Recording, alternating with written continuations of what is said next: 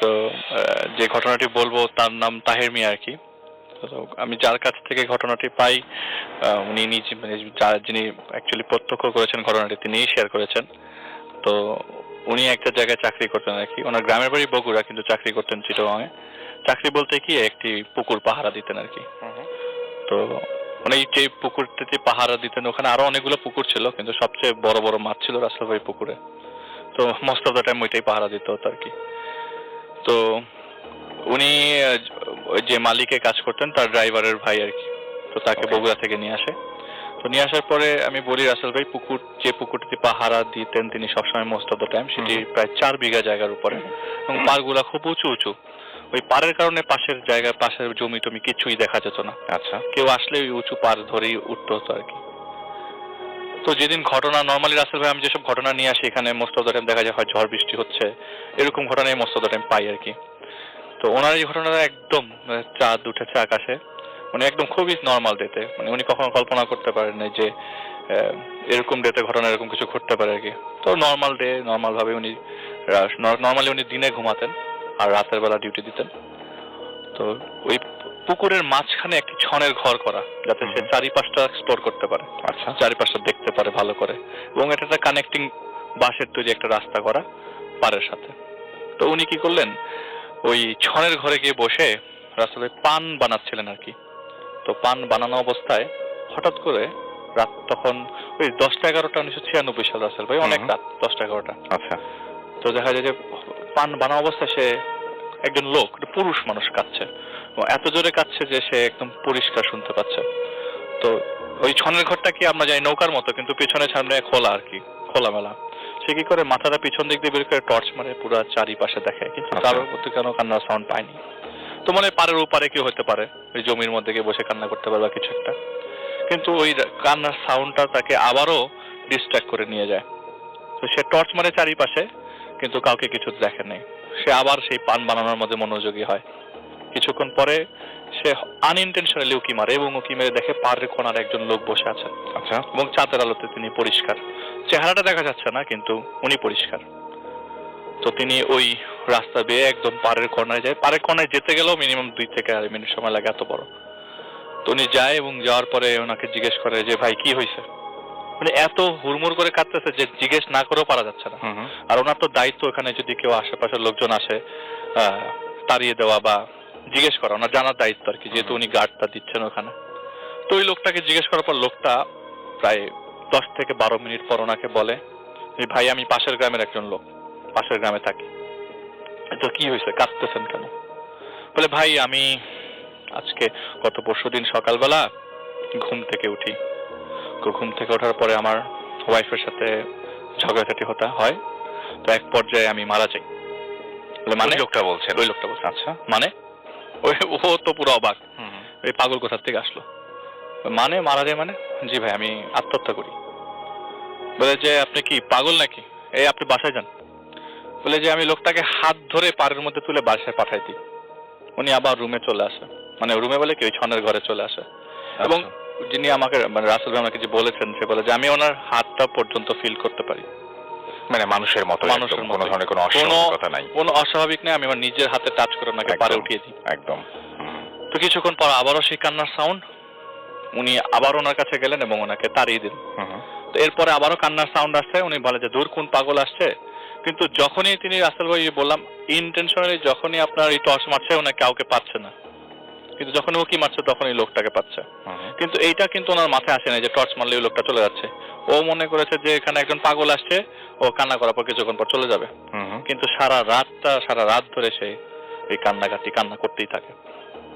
আচ্ছা, তো সকালবেলা তো উনি ঘুমান অ্যাজ ইউজুয়াল। তো উনি সকালবেলা ঘুমিয়ে সন্ধ্যার পরে ঠিক ওই রকম ভাবেই একটু গভীর রাত ওনার কাছে উনি বলেন যে আমার কাছে তো সময়টা ঠিক মনে নাই, ঠিক আবারও একইভাবে কান্না করতাম, মানে কান্নার সাউন্ড আসতে থাকে এবং দেখে যে লোকে ওই পাড়ের কোনায় একজন লোক বসে কান্না করছে, সেই লোকটাই যে লোকটা গতকালকে ছিল। তো স্বাভাবিক মানুষ হলে এরকম কাজটা করতো না, পরের দিন এসে আবার যে একটা মানুষ তাড়িয়ে দেওয়ার পর আবার ওই জায়গায় আসছে, গেলে অন্য জায়গায় ধরে কান্না করতো। সে আবারও কাছে যাওয়ার পরে বলে কি ভাই, বলে ভাই আপনি কি আমার কথা বিশ্বাস করছেন না, আমি জীবিত নাই। বলে যে আপনি এখান থেকে সরেন তো, যান এখান থেকে ভাগেন। তো ওই দিন সে লাঠি নিয়ে যায় ওকে মারার জন্য, কিন্তু ওই লোকটা লাঠি দেখার পরে তো আমার একটা ভয় পান নাই, বলে ওই দেখেন আমার লাশ আসছে। তো এই পারে উঠার জন্য একটু দাঁড়ানো লাগবে, কারণ ওই পাশ থেকে কিছু দেখা যায় না। ঠিক মানে রাসেল ভাই উনি যে বলে আমি চাঁদের আলোতে দেখতে পেলাম যে ক্ষেতের উপর থেকে একটা ডেড বডি আসছে এবং কফিন ওটা কি বলে লাশের খাটিয়ার উপরে, কিন্তু ওই ডেড বডিটা ক্যারিয়ার নাই, অটোমেটিক আসছে, কোনো কেউ ধরে নিয়ে আসছে না, ওই পাড়ের দিকে আসছে। এইটা দেখার পর তো স্বাভাবিক মানুষের অবস্থা ঠিক থাকার কথা না, উনি ওখান থেকে দৌড়ে পালিয়ে যে তার মানে ছনের ঘর মানে আরেকটা ঘর আছে থাকার জন্য, দিনের বেলা যে রুমে ঘুমায় সেই রুমে গিয়ে দরজা জানলা বন্ধ করে সে আল্লাহকে ডাকতে থাকে। আমি কি দেখলাম এটা তো আমার দেখার কথা না। সে দরজাটা খুলে আবারও, যেহেতু তার তো ডিউটি রাসেল ভাই এটা পুকুরটাকে পাহারা দেওয়ার, সে আবারও মানে সাহস করে ওই ছনের ঘরের কাছে যায়। ওই মুহূর্তে কিছু দেখে না, হঠাৎ করে ফজরের আগে সে একটু উকি মারতে দেখে যে সেই যে লাশের খাটিয়াটা, লাশ সহ ওই লোকটাকে সে দেখতে পায় না, কিন্তু পুরা পার জুড়ে ওই লাশের খাটিটা ঘুরতে থাকে। আচ্ছা, এবং ভোর ফজরের আগ পর্যন্ত ঘুরতে থাকে। ফজরের নামাজের পরে মানে ওটাকে ঘুরছে কিনা যায় না, সে ওইটা দেখার পর তো রুমে যেয়ে চুপ করে বসে থাকে, ও সকাল হওয়া পর্যন্ত সে আর দরজা খুলে নেয়। সকালের পর নর্মালি অ্যাজ ইউজুয়াল যেরকম আছে সেরকম, সে ওই জিনিসটা কাউকে শেয়ার করতে পারে না। যে মালিককে শেয়ার করবে, মালিক তো বলবে যে তুমি কাজ ফাঁকি দিচ্ছ, মালিক কখনোই জিনিসটা বিশ্বাস করবে না। তো যেহেতু ভয় পেয়ে গেছে, তাহলে পাশের অন্য একজন পরিচিত লোক আছেন, তো ওই টঙের দোকানে সে চাটা বিক্রি করে, তো ওই লোকটা ওই টঙের দোকানে ঘুমায়। তো বলছে তুই আজকে টঙের দোকানে না ঘুমিয়ে আমার সাথে ঘুমা। সেই লোকটাকে নিয়ে এসে ছনের ঘরে সাহস করে ঘুমাতে গেছে, দেখি আজকে কি হয়। মানে অসম্ভব জিনিসটা হচ্ছে যে ওই দিনও একই জিনিস দেখায়, যে লোকটা পারে বসে কান্না করতেছে, কিন্তু ওই দিন লোকটাও দেখতেছে এবং একটা ডেড বডি পার ধরে ঘুরতেছে। এইটা দেখার পরে দুইজন মিলেই ওই জায়গা থেকে পরে অনেক লোকজনকে ডাকা হয়েছে, বলছে যে না এটা কোনো ভয়ের কিছু না, এটা কিছু হবে না, তুমি এখানে থাকো, কোনো প্রবলেম না, এটা তোমার মনের ভুল। আমার মনের ভুল, কিন্তু ওরও তো মনের ভুল হতে পারে না। তো অ্যাভয়েড করার পর এক সপ্তাহ কোনো সমস্যা নাই। ঠিক এক সপ্তাহ পর ওই দিন ঘটনা থেকে এক সপ্তাহ পর সে ওই ওই পুকুরে মাছ ধরে, মানে মালিক মাছ ধরে। তো মাছের সাইজ বড় হয়ে যাওয়ার কারণে রুই কাতলা গুলো উঠায় ফেলে। তো ওই পুকুরে আর তেমন একটা গার্ড দেওয়ার দরকার হয় না, পাশের পুকুরে গার্ড দিতে যায়। তো পাশের পুকুরে যখন গার্ড দিতে যায় তখন উনি দেখেন এরকম গভীর রাত, ওই রাতটা আমার জন্য মানে সবচেয়ে ভয়ঙ্কর রাত। যে আমি দেখলাম 4 জন লোক একটা লাশের খাটিয়ে নিয়ে আসতেছে ক্ষেতের উপর থেকে আমার পুকুরের পাড়ে উঠলো। সেই পাড়ে আমি ঘটনাটা ঘটছে, সেই পাড়ে ওঠার পর থেকে সেই পাড়ের পানির উপর দিয়ে 4 জন লাশটা ধরে আমার সামনে দিয়ে নিয়ে চলে গেল, এবং যে লোকটা লাশ এতদিন ধরে কান্না করতেছিল সেও লাশটা ধরে আছে। আমি কি ডাক দিব? স্বাভাবিক মানুষ কখনো পানির উপর দিয়ে হেঁটে যেতে পারবে না। আমি কি দেখলাম এটা, আমি এখানে আর কাজ করবো না। সে ওই জায়গার থেকে ভেগে গেলে, এরকম কাজ করার থেকে বাসায় বসে থাকা অনেক ভালো। এরকম জিনিসপত্র দেখলে আমার কাজ করার দরকার নেই। তো রাসেল ভাই, আমি আপনাকে যেটা বলি যে ওনার কাছ থেকে আমি আর কোনো কিছু জিজ্ঞেস করার সাহস পাইনি, কারণ উনি আর কিছু বলেন নাই আমাকে। তা আমার বাসার যে কারি সাহেব, উনি আমাকে কোরআন শরীফ পড়ান আর কি, কোরআন শরীফ শুদ্ধতার চেষ্টা চলছে আর কি বাসায়, ক্লিনিকে বাসায় পড়লে লজ্জা, কোরআন শরীফ এত বড় মানুষ কোরআন শরীফ পড়তে পারি না। তো ওনাকে আমি জিজ্ঞেস করলাম যে ভাই হুজুর, আপনি আমাকে এই জিনিসটা একটু এক্সপ্লেনেশন দিবেন। তো ওনাকে আমি বলবো না যে ওনার অনেক আধ্যাত্মিক পাওয়ার আছে, উনি বললেন যে ভাই আমি আপনাকে কালকে জানাবো। গতকালকে আমাকে রাসেল ভাই জানান বিষয়টা, যে আলিফ ভাই আপনি যেটা বলছেন সেটা সম্বন্ধে আপনাকে আমি কিছু বলবো না, তবে আমি একটা কথা বলি, যে ঘটনাটা আপনি শুনছেন সে ঘটনাটা আপনি চাইলে ভূতের সঙ্গে শেয়ার করতে পারেন, এটা একদম সত্য ঘটনা। আমি এটা নিয়ে আর আপনাকে কোনো ধরনের বিতর্কে যাব না। তবে আপনাকে একটা কথা বলি যে আল্লাহ তাআলা তো আমাদেরকে এবং জিনকে সৃষ্টি করেছেন, জিনদের আসরটা মোস্ট অফ দ্য টাইম পানির উপরে হয়। আচ্ছা, আসর মানে হচ্ছে জিনদের মিটিং সমুদ্রের উপরে হয়, পানির উপরে হয়। তো এইটা যদি কোনো কাজকর্ম কারো করা হয়ে থাকে তো জিনরাই করছে। তো এটা আপনি চাইলে শেয়ার করতে পারেন ভূতের সঙ্গে। যে আমি এটা ভাই জিজ্ঞেস করার জন্য আমি বলতে পারবো কিনা, তো হুজুর বলে যে আপনি যে বলেন এটা নিঃসন্দেহে বলেন। এটাই ছিল ঘটনা। আমি সরাসরি চলে যাই আলিফের কাছে। আলিফ কে দিয়ে শুরু করতে চাই। আলিফ, ওয়েলকাম ব্যাক। আসসালামু আলাইকুম রাসেল ভাই। আসসালাম। হ্যাঁ, থ্যাংক ইউ রাসেল ভাই। আমারও কি অবস্থা, মানে শরীর খুবই খারাপ, তারপরও আপনাকে মানা করতে পারিনি রাসেল ভাই, চলে আসলে। তো রাসেল ভাই যেটি ঘটনাটি বলবো আগে, সেটি হচ্ছে আপনার গাজীপুরের একটি ঘটনা। আজ থেকে অনেকদিন আগের ঘটনা, প্রায় 18 বছর আগে, 1997 সালের দিকে। তো আমি যার ঘটনা বলবো তিনি হচ্ছেন একজন ইলেকট্রিশিয়ান রাসেল ভাই। আচ্ছা। তো তার নাম জহির। যেদিন ঘটনাটি ঘটে সেদিন ওই দিন প্রচন্ড গরম। তো হঠাৎ করে একটি ছেলে আসলো। হুম। তো সে দোকানেই বসেছিলেন। সে অন্য একজন দোকানে চাকরি করতেন আর কি। সে ছেলে এসে বলল, ভাই আমাদের বাড়িতে ইলেকট্রিসিটি নাই, আপনাকে যেতে হবে। তো প্রথমে আমতা আমতা করলো যে আমি যাব না, এখন কাজ আছে, অন্য পাশে যেতে হবে। তারপরেও তাকে যেতে হলো অনেক জোরাজুরি করবার পর। তো প্রায় হাফ মাইল দূরে, ওই জায়গা থেকে হাফ মাইল দূরে যাওয়ার পরে ওই বাড়িতে অলমোস্ট একটি চারিপাশে গাছগাছালি, একতলা বাড়ি রাসেল ভাই। তো ওনাকে নিয়ে গেল একটি রুমের ভেতরে, এবং রুমের ভেতরে এটাকে ডিবি রুম বলে, ডিস্ট্রিবিউশন বোর্ড রুম বা কিছু একটা। সে ওই জায়গায় যাওয়ার পর দেখলো যে অনেক বড় একটা বোর্ড, ইলেকট্রিসিটির অনেকগুলো তার। কিন্তু কথা হচ্ছে যে অনুযায়ী তার বা এতগুলা বোর্ড ওই অনুযায়ী বাড়ি না, একতলা একটা সিম্পল বাড়ি। তো দেখা গেল যে ওই ছেলেটি তাকে বললো যে আপনি দেখেন কি হয়েছে, বাসায় তো ইলেকট্রিসিটি নাই, আশেপাশের বাড়িতে সব ঘরে ইলেকট্রিসিটি আছে। তো সে প্রায় 45 মিনিট ধরে সব চেক করলো, দেখলো যে সবকিছু ঠিক আছে। তার কাছে মনে হচ্ছে এখানে অ্যাকচুয়ালি আমার ঠিক করার মতো কিছুই নাই, মানে নষ্ট কিছুই হয় নাই। সে দেখছে ওই বাড়ির লাইট টাইট সবই চলছে। হঠাৎ করে একটা বিকট আওয়াজে সে যে রুমে ছিল সেই রুমের দরজাটি লাগিয়ে যায়। এরপরে যে এই যে ধাক্কা শুরু হলো, এটি ঘন্টা পার হয়ে গেল কিন্তু কেউ দরজা খুলছে না। এমন হতো যে কেউ মানে এটা কেউ যে ইচ্ছা করে করেছে এটা তার কাছে প্রথমে মনে হচ্ছিল এটা কেউ শত্রুতামি করে তার সাথে করেছে। তো অনেক ধাক্কাধাক্কি করবার পর মানে কারো কোনো মানে সারা শব্দ নাই, ওখানে আশেপাশে কেউ হেঁটেও যাচ্ছে না যে যে অ্যাকচুয়ালি সে দরজাটা খুলে দিবে। অনেক চেষ্টা করলো, দুপুর গড়িয়ে সন্ধ্যা, সকালবেলায় তিনি বাসায় আসেন, দুপুর গড়িয়ে সন্ধ্যা হয়ে যায়, কিন্তু তারপরেও দরজা খোলার মতো কাউকে তিনি খুঁজে পেলেন না, এবং পুরো বাড়িটা তার কাছে অন্ধকার হতে লাগলো। তার কাছে তার কথা হচ্ছে যে ওই বাসায় একটা মানুষও কি নাই, যে ইলেকট্রিসিটি কমপ্লেন করে গেল ছেলেটা, একটা মানুষও কি নাই আমার দরজাটা খুলবার জন্য। সে অলমোস্ট টায়ার্ড হয়ে গেছে রাসেল ভাই, তার হাত ব্যথা হয়ে গেছে দরজা ধাক্কাতে ধাক্কাতে। অনেক জোরে দরজা লাথি পর্যন্ত মারে, এবং অনেক কিছু খোলার চেষ্টা করে যে এটাতে ভাঙা যায় নাকি দরজাটা, কিন্তু কোনোভাবেই সে লকটা খুলতে পারেনি। রাত তখন 10টা বাজে, না খাওয়া অবস্থা, একদম কোনায় সে চুপ করে বসে আছে। এমন সময় তিনি একটা লোককে তার বারান্দা, মানে ওই জানালা, ওখানে যে জানালাটা, জানালার সামনে তার অবস্থা দেখতে পায়। সে বলে, ভাই আমার দরজাটা খুলেন। মানে সে খুব কাকুতি মিনতি করে দরজাটা খোলার জন্য, কিন্তু ওই লোকটি তার দিকে অপলক দৃষ্টিতে তাকিয়ে থাকে, কোনো ধরনের হেল্প বা কোনো ধরনের কিছু জিজ্ঞেসও করছে না।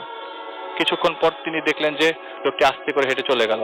তো জানালা দিয়ে হাত বাড়িয়ে অনেকবার চেষ্টা করবার পর লোকটাকে দরজা খোলাতে পারেনি। এই করে সে আরো বেশি চিল্লাচিল্লি করতে থাকলো, ওই লোকটাকে বারবার ডাকতে থাকলো, কিন্তু কেউ আসলো না। রাত তখন 2টা। হঠাৎ করে ওই ইলেকট্রিক বোর্ডের মধ্যে আগুন ধরে যায় রাসেল ভাই। তো হঠাৎ করে আগুন ধরে যায়, এবং আগুন মানে ধরার পর কিছুক্ষণ পর হঠাৎ করে নিভে যায়। এবং আশ্চর্যজনক যে ওই রুমের মধ্যে আগুন ধরার পরও তেমন কাউকে সে দেখতে পাচ্ছে না, আশেপাশে কাউকে দেখতে পাচ্ছে না। সে অনেক জোরে চিৎকার করছে, আমাকে বাঁচাও, আমাকে বাঁচাও, এই রুমে আগুন ধরে গেছে। কিন্তু কিছুক্ষণ পর দেখা যাচ্ছে আগুনটা হঠাৎ করে নিভে গেছে।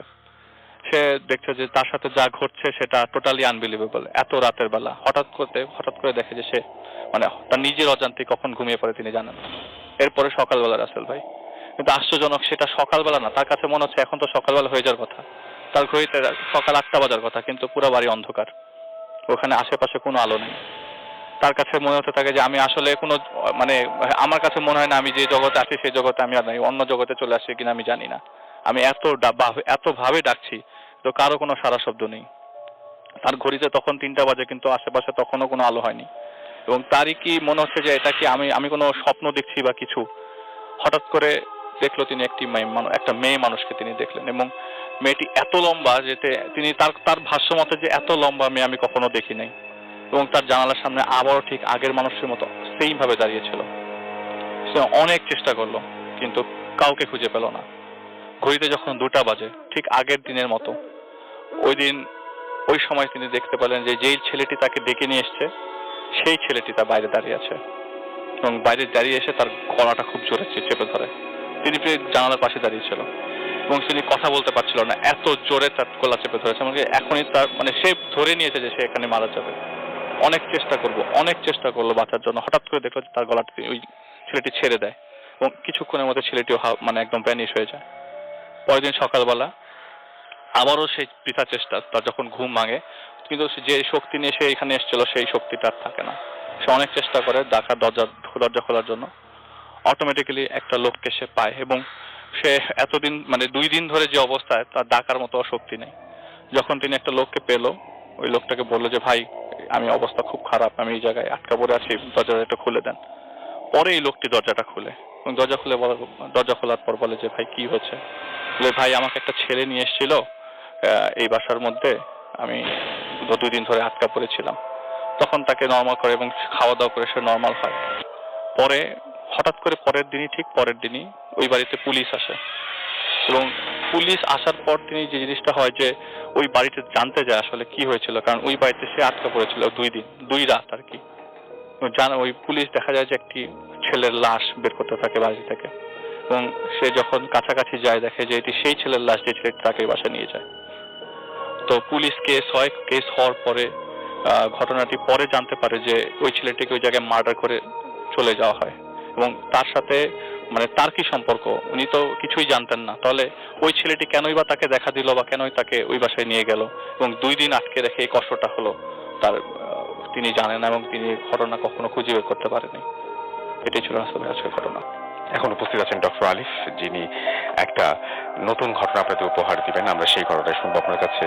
আলিফ, কোন ঘটনা শুনছি? আসসালামু আলাইকুম লিসেনার্স এবং রাসেল ভাই। রাসেল, আজকে তো অনেকগুলো ঘটনা নিয়ে আসছি রাসেল ভাই। এর মধ্যে কবরের ঘটনা যেটা বলেছিলেন একটু আগে সেটাই বলবো, এবং একটু সবার আগে ক্ষমা চেয়ে নিচ্ছি। লাস্ট বার যখন এসেছিলাম ঘটনা পুরোপুরি প্রপারলি বলতে পারি নাই অসুস্থ থাকবার কারণে।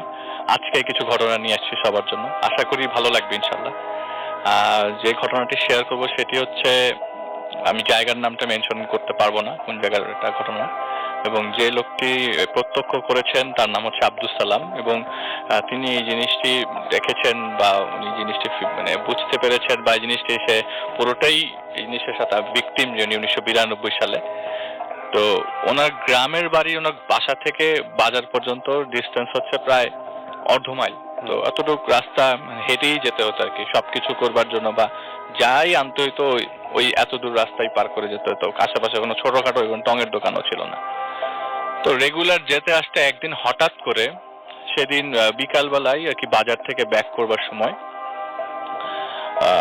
নর্মালি ওই রাস্তাতে যাওয়ার পথে একটি মানে বাঁশ ঝাড় টাইপের একটি জায়গা ছিল এবং পাকা কিছু কবর ছিল। তো নর্মালি উনি ওই জায়গা দিয়ে যাওয়ার সময় সালাম জানিয়ে যেত। হঠাৎ করে একদিন কি হলো, বাজার থেকে ব্যাক করবার সময় উনি ওই জায়গাতে আসার পরে দেখলো যে একটি মানে অনেক লম্বা একজন লোক খালি গায়ে, কোমরে গামছা বাঁধা, সে কবর খুঁড়ছে। তো কৌতূহল বশত সেই লোকটার কাছে যে জিজ্ঞেস করে, ভাই কি কে মারা গেছে? কিন্তু উনি কোনো ধরনের উত্তর দেন না, কবর খোঁড়াতেই সে ব্যস্ত। এক পর্যায়ে আরো কিছু কোশ্চেন জিজ্ঞেস করলো কৌতূহলের কারণে, যে কে মারা গেছে, কোন বাড়ির লোক মারা গেল, কিন্তু ওই লোকটি কোনো ধরনের বিকার নেই, কোনো ধরনের প্রশ্নের উত্তর দেওয়ার চিন্তাই করছেন না। এমন একটা ভাব যে ওনাকে কেউ দেখছে না। তো উনি বাড়িতে চলে গেলেন। বাড়ি থেকে পরের দিন আবারও ঠিক একইভাবে বাজারে যেতে হচ্ছে কোনো না কোনো দরকারি কাজে। বাজার যাওয়ার পথে দেখলো সেই লোকটি স্টিল কবর খুঁড়ছে। তখনও কবর খুঁড়ছে? আচ্ছা। কবর খুঁড়ছে। কবর তো খুঁড়তে খুব বেশি হলে 2 থেকে 3 ঘন্টা সময় লাগে, কিন্তু এতক্ষণ কিসের কবর খুঁড়ছে? উনি ওনার কৌতূহলের মানে আরো বাড়তে থাকলো কৌতূহল। ভাই কি হলো, কে মারা গেছে? আপনি কালকের থেকে কবর করতেছেন। লোকটির কোনো বিকার নাই, কোনো অ্যান্সার নাই, উনি তাকাচ্ছে ওনার দিকে। এরকম করে করে রাসেল ভাই 2 দিন গেল, 3 দিন গেল, 4 দিন গেল, 5-6 দিন চলে গেছে। সে দেখতেছে ওই লোকটি কবর খুঁড়ছে তো খুঁড়ছেই। আচ্ছা। এত বড় কবর, কার কবর খুঁড়ছে? তো লাস্ট এর মধ্যে সে কয়েকজন লোককেও ইভেন নিয়ে এসেছিল যে ভাই দেখেন এই জায়গায় কবর খুঁড়তে দেখতেছি। প্রথম দিন সে নিয়ে আসে তারই পাশের বাড়ির একজন লোককে, কিন্তু লোকটা এসে বলে কই কিছু নাই তো। তো উনি কি সেটি দেখছে? উনি খুবই অবাক যে আমি কি দেখছি, তাহলে এতদিন আমি কার সাথে, এত জলজন্ত মানুষ, আমি তো ঝাপসাও দেখিনি মানুষটা পরিষ্কার, জলজ্জান্ত একজন মানুষ। তাহলে উনি প্রতিদিন কবর করছে। আমি যখনই কাউকে নিয়ে আসি দেখি যে কবর মানে ওখানে কেউ নাই, খালি। তো ওনার এই মাথার মধ্যে এই জিনিসটা ঘোরপাক করতে করতে এর থেকে 2 দিন পর হঠাৎ করে রাতের বেলা ঘুম ভাঙে এবং বাড়ি থেকে যদি নক করছে।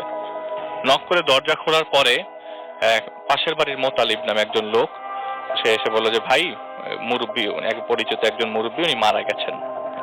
তো উনি অনেক পায়াস একজন লোক, উনি গেছেন ওখানে এবং ডেড বডিটি পরিষ্কার করে গোসল করিয়ে কাফনের কাপড় মুড়িয়ে তিনি কবরস্থানে নিয়ে যাওয়ার পরে দেখলেন যেটা, যে এটা সেই কবরটা, যে কবরটা এতদিন ধরে 7 দিন ধরে যে খোঁড়াখুড়ি করছে, সেই কবরটা যেখানে তার কবর।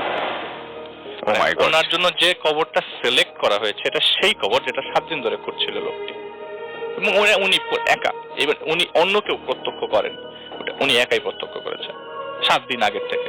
এবং উনি যে মারা যাবে এটাও তো উনি জানতো না। সেটাই রিলেশন, আমি মানে যেটা হচ্ছে যে কেউ দেখলে একটা কথা ছিল, কিন্তু তুমি একাই দেখছে, তো উনি অন্য কাউকে নিয়ে আসলে সে আর দেখে না। না। এবং যাদেরকে নিয়ে আসে তারা ওই মুহূর্তে উপস্থিত ছিল, তারা তার দিকে একবারে হুম রেখে তাকিয়ে থাকে, এভাবে তাকিয়ে, তুই যে বলেছিলি এটা কবর করছে, হ্যাঁ, এই আজকে এখানে কবর হচ্ছে। তো উনি জিনিসগুলো রিলেট করতে পারে, উনি যা দেখেছে এতদিন ওইটার সাথে সে রিলেট করতে পারে। তো ঘটনা রাসেল ভাই এই জায়গায় শেষ হলেই ভালো হতো। হ্যাঁ সেটাই, মানে আমার কাছে মনে হচ্ছে যে এইটুকু ঘটনা থাকলে ভালো ছিল। কিন্তু মানে ওনাকে মানে মাথা নষ্ট করার জন্য যেটা হলো যে ঠিক পরের দিন থেকে তার খারাপ স্বপ্ন আসতে শুরু করলো। খারাপ স্বপ্ন বলবো না, জিনিসটা এরকম হচ্ছে যে ওই গ্রামের মানুষজন মনে করে যে কেউ যদি ডাকে তাহলে মৃত্যু নাকি খুব ঘনিয়ে আসে, বিশেষ করে মৃত মানুষরা। সে দেখলো যে যেই লোকটিকে, কারণ উনি তো খুব কাছের থেকে গোসল করিয়েছে, কাফনের কাপড় পরেছে, উনি দেখলো যে স্বপ্নে তাকে ওই বুড়ো চাচাটা ডাকছে তার কাছে। আচ্ছা, ডাকছে এমন মানে এত সুন্দর করে ডাকছে যে সে মানে না যেতে পারছে না। তো রাসেল ভাই ছোট্ট একটা জিনিস আমি মিস করে গেছি, ওই যে লোকটিকে দেখেছিল, সেই লোকটিকে দেখার পর উনি ওই জায়গায় প্রচন্ড বৃষ্টি নামে, এবং ওই সময় মাগরিবের আজানের ওয়াক্ত আমি হয়ে এটা যায়। মনে করে দিতে যাচ্ছিলাম। হ্যাঁ, সেটা উনি কি করলো, ওই বৃষ্টি পড়ছে, উনি ওযু করে আস্তে আস্তে দেখলো যে উনি এত সুন্দর করে আজান দিচ্ছে, ওই অত্র এলাকার গ্রামে এত সুন্দর করে কেউ আজান দেয় না, এত সুন্দর। মানে এই আজানে সে আজান পড়ার পরে ওই লোকটিও নামাজ পড়ে, সেও কোনা দিয়ে নামাজ পড়ে বাড়ি চলে যায়। তো এটা আমি জাস্ট বলছি, মানে বললাম আর কি, এটা মিস করে গেছি। তো এই স্বপ্নে দেখতে দেখতে হঠাৎ করে রাসেল ভাই উনি একদিন তার ঘুম ভাঙে, তো বলে যে আমি তো স্বপ্নে রেগুলার দেখতাম, কিন্তু এইটা আমার কাছে স্বপ্ন না। সে ঘুম ভাঙে, ঘুম ভেঙে দেখে অনেক বড় একটা কবরের ভিতরে সে শুয়ে আছে, অনেক উঁচু এবং অনেক বড় কবর। এটা ঘুম ভাঙার পরে দেখে? ভাঙার পর দেখে যে একজন বড় একটা, মানে অনেক উঁচু কবর। কবরের তো কাজ, মানে আমরা তো কবর দেখেছি অনেক উপরে, মনে হচ্ছে যে মাটির অনেক নিচে আমি। এবং আমি ডান দিকে কাত হয়ে, মানে ডান দিকে তাকাতেই দেখি যে সেই চাচা যাকে আমি দাফন করেছিলাম সবাই মিলে, তার পাশে আমি শুয়ে। তার মানে ওনার কবরেই শুয়ে আছেন, এরকম একটা জিনিস, এরকম জিনিস দেখছে। আরো খারাপ জিনিস যেটা হচ্ছে, ওই যে লোকটা, সেই লোকটা ওর উপর মাটি, যে লোকটা আজান দিয়েছিল এবং কবর খুঁড়তে দেখেছিল, সেই লোকটা মাটি চাপা দিচ্ছে, মাটি ঢেলে দিচ্ছে। উনি কি করলো, মাটিটা খোঁড়াতে একটা সময় জ্ঞান হারিয়ে ফেলে। উনি বলে আমার কি হচ্ছে, বেরিয়ে আসার চেষ্টা মানে বাঁচার চেষ্টা করছে। এই মুহূর্তে তার মনে হয় যে আমার দম বন্ধ হয়ে আসছে, তিনি এক পলকে ঘুমিয়ে পড়েন।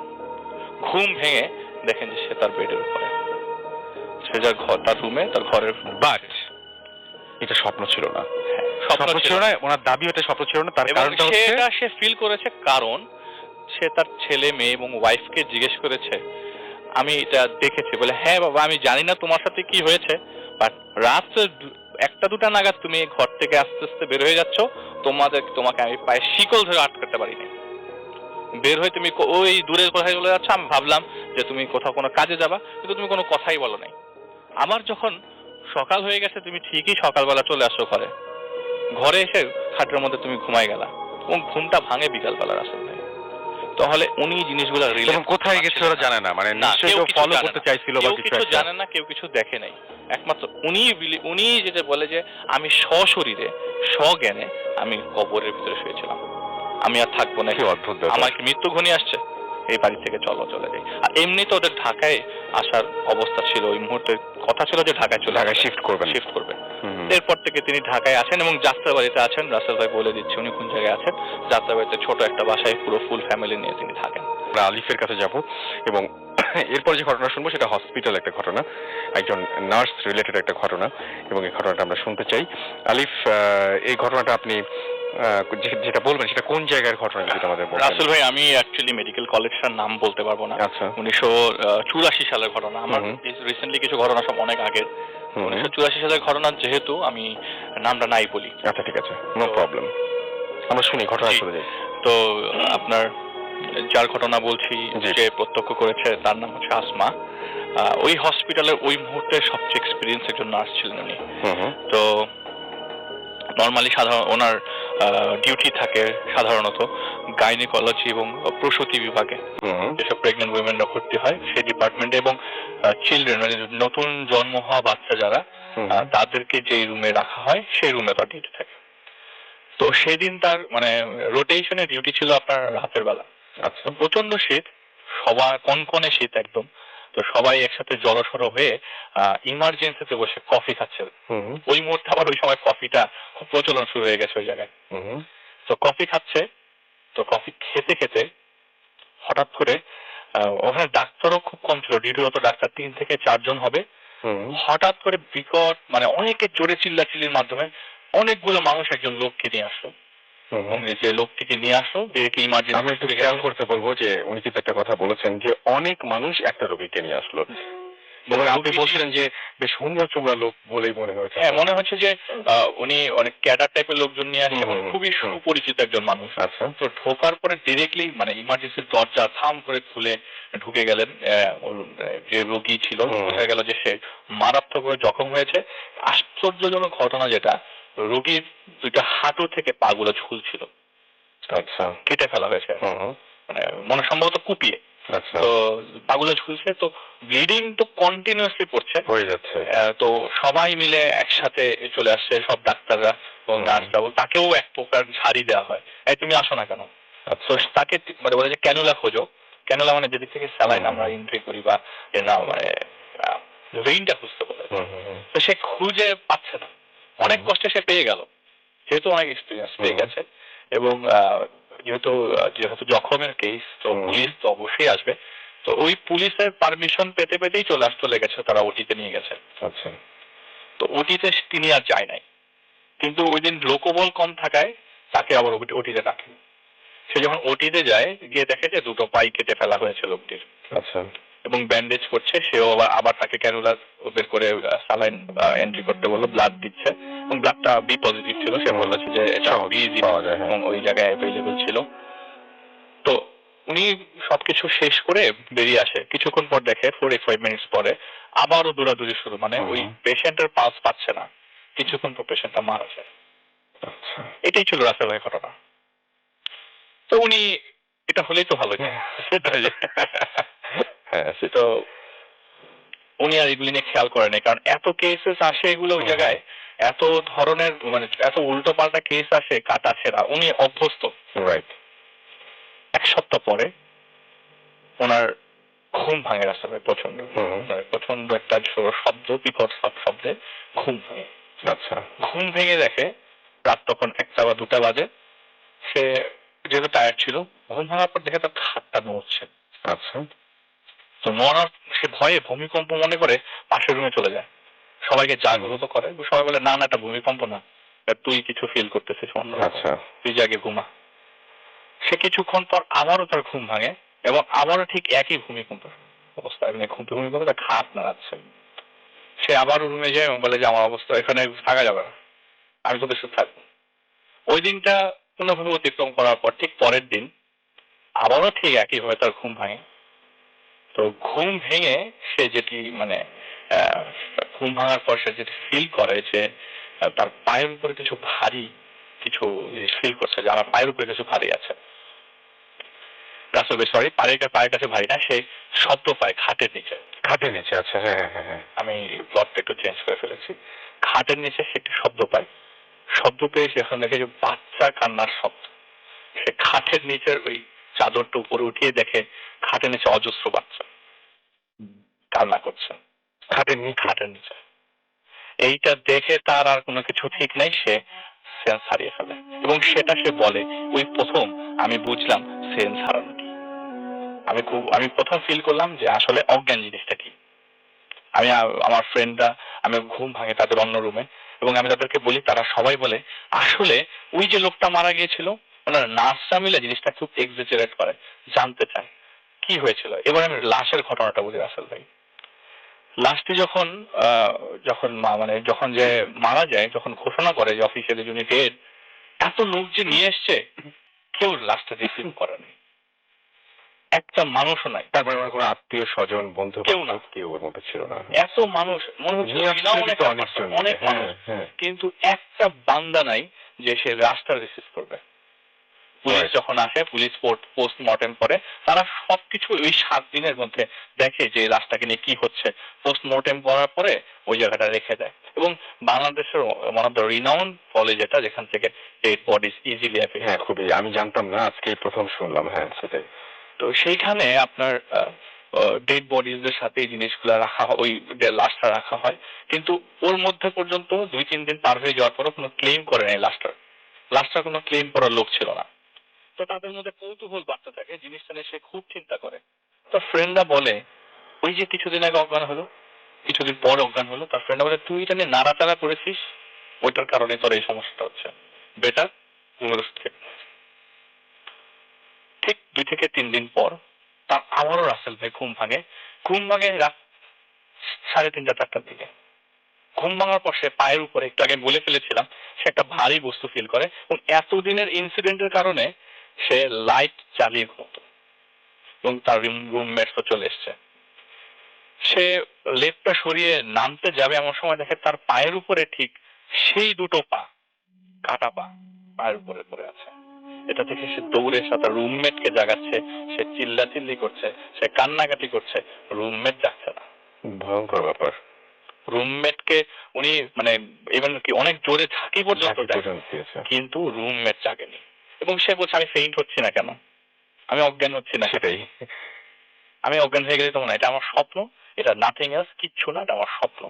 কিছুক্ষণ পর রাসেল ভাই তিনি দেখতে পায় যে ওই দুটো পা এবং আবার কান্নার সাউন্ড আসছে খাটের নিচে। সেই বাচ্চাগুলো যেগুলি কিছুদিন আগে দেখেছিল, তার আর ভয়ের কোনো সীমা থাকলো না।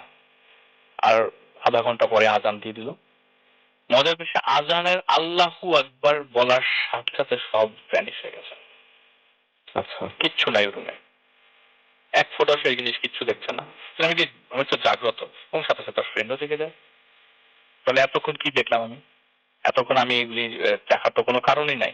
আমি যদি সারাক্ষণ চিন্তাই করতাম, তাহলে কেন আমার পা আসবে, কেন আমি বাচ্চা কেন দেখবো? সেটাই, বাচ্চা দেখার তো কোনো কোয়েশ্চেনই আসে না। আমি সারাদিন কাটাছেড়া জিনিস দেখি, মানুষ আসতেছে মরতেছে আমার হাতের উপর। হ্যাঁ সেটাই ভাই, এবং হ্যাঁ সেটাই, আমার তো মানে অন্য কোনো কিছু দেখার কথা ছিল। আমার রুমে কেন এগুলো আমি দেখবো হঠাৎ করে?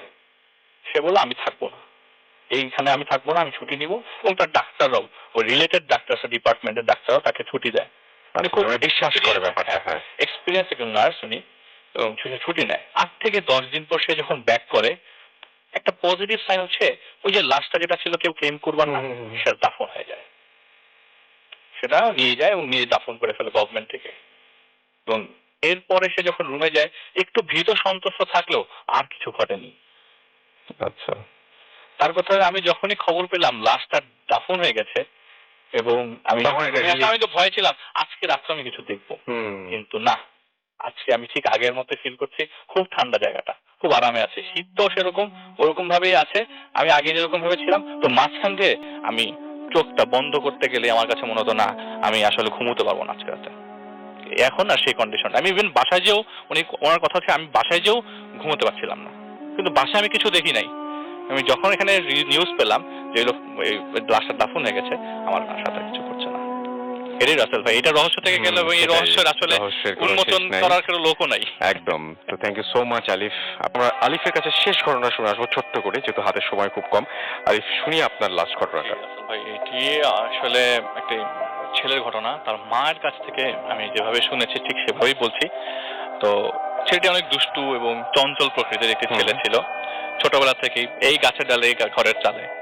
ঢাকায় বাবা যখন শিফট হয়ে আসে, বাবা টিএনটি বোর্ডে চাকরি করতো আর কি। ঢাকায় যখন শিফট হয়ে আসে, ঢাকায় তাদের নিজেদের একটা 3 তলা বাড়ি ছিল, জায়গাটার নাম আমি বলছি না। সেই 3 তলার একদম 3 তলায় তারা থাকতেন। তো বেশি বড় জায়গা না। তো ছেলেটাকে স্কুলে ভর্তি করিয়ে দেয়। তো বড় হতে হতে যখন ক্লাস 9-এ পড়ে, 1998-এর ঘটনা, 98-এর ঘটনা, যখন ক্লাস 9-এ পড়ে, হঠাৎ একদিন স্কুল থেকে বাসায় আসার পরে তার রুমে ঢোকার পর থেকে সব ওলট পালট করে ভেঙে ফেলছে সে। বাসায় মা খুব অবাক হয়ে যায়, মানে উনি খুব অবাক হয়ে যায় যে আমার ছেলের বলে কি করছে, একমাত্র ছেলে, কিছু বলতেও পারে না। ভাঙতে ভাঙতে ভাঙতে মানে ডাইনিং স্পেসে চলে আসছে। ওই সময় বাবা উপস্থিত ছিল বাসায়। বাবা কি করলো, অনেকক্ষণ পেটালো ছেলেটাকে, কিন্তু কিছুতেই মানাতে পারছে না এবং ছেলেটা কোনো কথাবার্তা বলা ছাড়া সব ভেঙে ফেলছে। একটা সময় ছেলেটা টায়ার্ড হয়ে মানে ঘুমিয়ে পড়ে। তো ঘুমিয়ে পড়ার পর ঘর পুরো তছনছ। তো ছেলেটার পাশে ছেলেটার মাই ছিল এবং বাসায় আশেপাশে অন্য লোকজন, মানে পাশেই ওনার ভাইয়ের বাসা ছিল মহিলা। তো তার ভাই এসে ভাই আত্মীয় স্বজন সবাই এসে ঘর পরিষ্কার করলো এবং সারাদিন লোকজন মোটামুটি বাসায় উপস্থিত ছিল। তো রাতের বেলা রাসেল ভাই হঠাৎ করে রাত 1টা-1:30টার দিকে দরজায় কি জানি নক করলো। তো যেহেতু মা পাশে ছিল, মা উঠে যায়নি, বা বলছে আমি খুলতেছি। আমার হাজবেন্ড দরজাটা খুললো, খোলার পর দেখলো একটা লোক সিঁড়িতে বসে আছে, পুরাপুরি চাদর মুড়োনো। জিজ্ঞেস করলেন তুমি কে, কিন্তু কোনো উত্তর পেল না। একটা লোক যদি হঠাৎ করে রাত্রে 1টার দিকে আপনার রুমের মানে মেইন দরজার সামনে সিঁড়িতে বসে থাকে, আপনার নিজেরই ভয় লাগবে এবং মনে হবে যে ডাকাত টাকাত আসলো নাকি কিছু একটা। সে কি করলো, রুস্তম নামে যে তাদের দারোয়ান, অনেকক্ষণ দারোয়ানকে ডাকলো। দারোয়ান উপরে আসে না। অন্য সময় দারোয়ান কান পেতে থাকে, আস্তে একটু ডাক দিলে উপরে এসে পড়ে, কিন্তু এখন রাতের বেলা ও তো ডিউটিতে থাকার কথা, ও ডাকতেছে কিন্তু রুস্তমের কোনো খবর নেই। হঠাৎ করে তিনি দেখলেন ওই লোকটি দাঁড়ানোর পর আপনার গায়ে শরীর থেকে চাদরটি খুলে ফেললো এবং দেখলো যে ওনার ছেলে রনি ওই কাফনের কাপড় পেঁচিয়ে দাঁড়িয়ে আছে ওনার সামনে। আচ্ছা, এটা তো পরের ঘটনা রাসেল ভাই। উনি এসে দেখলেন ওনার হাজবেন্ড পড়ে আছে, যে মা নিয়ে এসে দেখলেন হাজবেন্ড পড়ে আছে এবং হাজবেন্ডকে উঠিয়ে ফোন দিয়ে পাশের থেকে আবার আত্মীয় স্বজনকে, যারা ভাই ছিল ওনাকে ডেকে নিয়ে এসে হসপিটালে নিতে নিতে রাস্তায় পথিমধ্যে তাদেরকে অ্যাম্বুলেন্সে এই কথা বলে যে আমি রনিকে দেখছি। এখন তো হসপিটালে নিয়ে যাওয়া হলো। 5 দিন পর ডাক্তার ডিক্লেয়ার করলো যে ওনার রাইট সাইডটা প্যারালাইজড হয়ে গেছে। তো এই এত প্রতিকূলতার মাঝখান দিয়ে কি হয়েছে রাসেল ভাই এটা উনি মনেই করে নাই। খালি রনির পাশে একজন আছে সেটা সে কনফার্ম ছিল একদম। তো কি হলো মাঝখান দিয়ে সে যখন বাসায় ফিরলো তখন জানলো এর মাঝে লোকজন কথা বলতে পারে না, কারণ ওনার হাজবেন্ড আইসিইউতে ছিল, কথা বলতে পারে না ঠিক মতো। তো উনি যখন বাসায় হাজবেন্ডকে নিয়ে ব্যাক করলো তখন জানলো যে ওই বাসায় যে দারোয়ানটা ছিল রুস্তম ওই দিনই মারা যান। আচ্ছা। এবং ওই দিনই ওই লোকটার শীতকাল রাসেল ভাই, ওই দিনই ওই লোকটার ডেড বডিটা পিছনে বাড়ির যে স্ল্যাবগুলো আছে ওইখানে পাওয়া যায় ড্রেনের ভেতরে। ড্রেনের ভেতরে যত গরম, মানে শীতকালে লাশ পচার কথা না, ড্রেনের মধ্যে লাশটা ওই একদিনের মধ্যে নাকি পচে গেছিল। তো লাস্ট কোনো ক্লেম টাইম, মানে কোনো পুলিশে কেস ছাড়াই আত্মীয় স্বজন নিয়ে যায়। এখন আত্মীয় স্বজন কেন কেস করলো না এটা ওনার কোশ্চেন। কেন কেস করলো না, লাশটা নিয়ে ওনারা চলে যায়। তো ঘটনা এভাবেই চলতে থাকে। রনি মাঝখান দিয়ে নর্মালি ছিল। হঠাৎ একদিন রাসেল ভাই শীতকাল চলাকালীন অবস্থায় ওই বাবাকে বাসায় নিয়ে আসার 1 থেকে 2 সপ্তাহ পরে হঠাৎ করে তার রাতের বেলা ঘুম ভেঙে ডাইনিং স্পেসে পানি খেতে যায়। হঠাৎ করে তার রনির রুম থেকে গুনগুন করে কথার সাউন্ড আসছে। উনি কি করলো, দরজাটা আচমকাই খুলে দেখলো পুরো রুম পরিষ্কার, কেউ নাই, কোনো বান্দা নেই, রনিও নাই।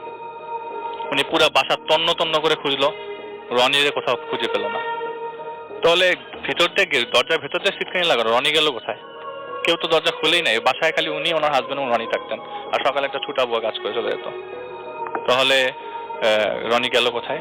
বাসার নিচে খুঁজলো, চিৎকার চেঁচামেচি কান্নাকাটি চলছেই। নিচের থেকে ভাড়াটিয়া উপরে আসছে বা ভাই চলে এসছে, ছাদের উপরে খোঁজাখুঁজি হলো, এলাকায় বিভিন্ন জায়গায় মাইকিং করেও রনিকে 20 দিন খুঁজে পেল না। হঠাৎ করে এই শোকের মধ্যে একদিক দিয়ে বাবা প্যারালাইজ, দিক দিয়ে রনি উধাও, ওনার অবস্থা তো খুবই খারাপ। উনি কি করবেন অ্যাকচুয়ালি? হঠাৎ করে একদিন খবরের কাগজ বাসায়, তো উনি নিতে গেছেন, দরজার নিচ থেকে খবরের কাগজ দেখলো, খবরের কাগজটা আটকে আছে, কেউ জানি দাঁড়িয়ে আছে খবরের কাগজ নিচ থেকে, বোঝা যাচ্ছে দাঁড়িয়ে আছে খবরের কাগজের উপরে। উনি দরজাটা খুললেন এবং খুলে দেখলেন যে রনি চলে এসছে। ওনার তো খুশির অন্ত নাই। রনিকে একটা চর মেরে সাথে জড়িয়ে ধরে যে তুই কই ছিলি। তো অনেক ফ্যামিলি মিটিংস হয় রনিকে নিয়ে, আসলে রনি কোনো কথাই বলে না। আসার পর থেকে কোনো ধরনের কথা, কোনো ধরনের কিচ্ছু না, কোনো ইন্টারাকশন নাই। ইভেন বাবা যে অসুস্থ, বাবা যে আপনার প্যারালাইজ অবস্থা, বাবাকে ইভেন দেখতে পর্যন্ত তার রুম থেকে ওই রুমে পর্যন্ত যায় নাই। তো যেহেতু ছেলে একবার বাসা থেকে বেরিয়ে গেছে, সে চাচ্ছিল না কোনো অকারেন্স ঘটুক, যাতে আবারও ছেলেটা বাসা থেকে বেরিয়ে যায়। হঠাৎ করে একদিন বিকেলবেলা, ওই তো এই কয়দিনের মধ্যেই, 1 মাসের মধ্যে একটা গ্যাপ আছে, তো উনি হরলিক্স বানিয়ে ছেলের রুমে নিয়ে যাচ্ছে।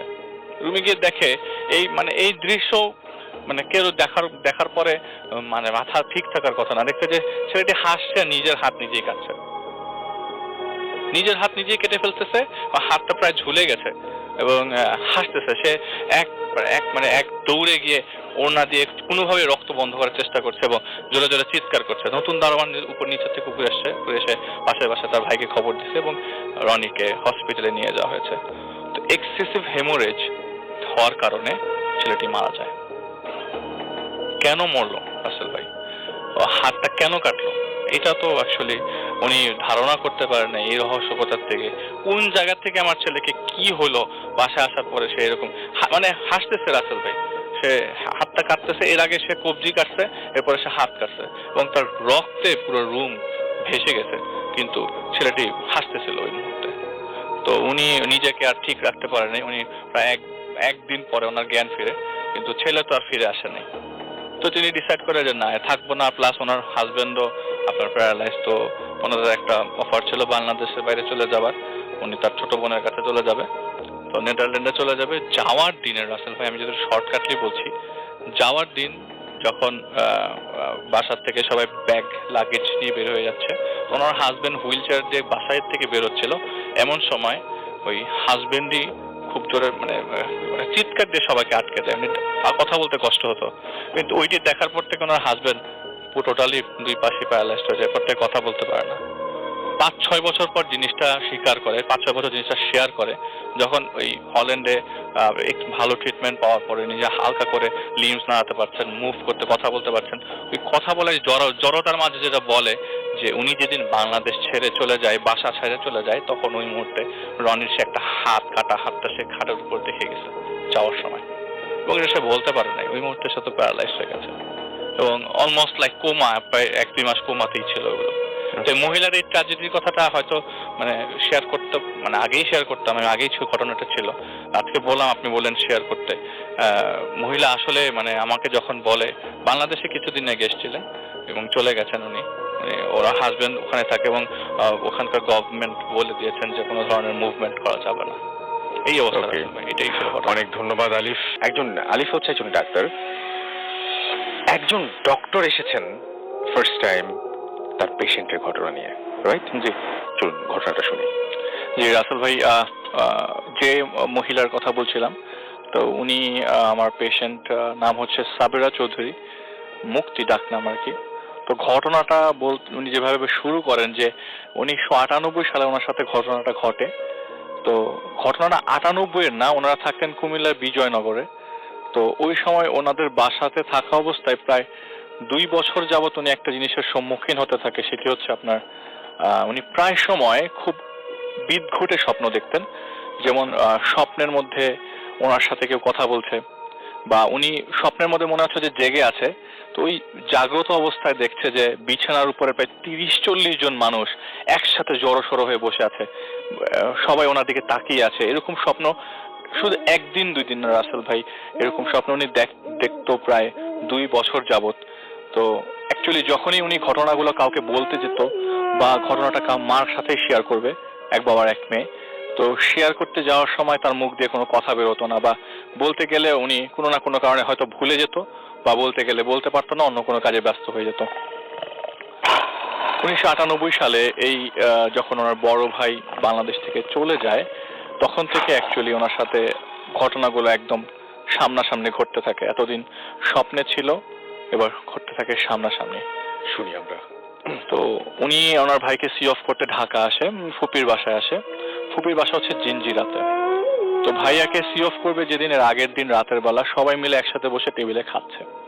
তো দরজা নক করে, কে জানি বেল দেয়। তো উনি দরজা খুলে, এবং খোলার পরে দরজার দিকে তখনও তার চোখ পড়েনি, তখন একজন ডাকে পেছন থেকে, কে এসছে? তো বলে দেখছি।